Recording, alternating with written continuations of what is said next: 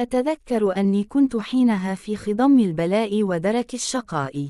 كنت في أظلم فترة في حياتي حين نزل لي بلاء في سمعتي. حدث ذلك بسبب شخص خبيث كان يكيد لي ويدبر لي الخديعة، ووقعت بها كالغبي لسذاجتي. أتذكر أني رأيت عديد الرؤى التي نبهتني أكثر من مرة لأحذر وأنتبه كي لا أقع في الفخ، لكني وبغباء نسيت ذلك وقررت العصيان. ما أحزنني فعلا لم يكن البلاء نفسه، بل الفشل في تنفيذ أمر إلهي تكرر معي بالرؤى إلى أن أخجلت كثيرا من نفسي.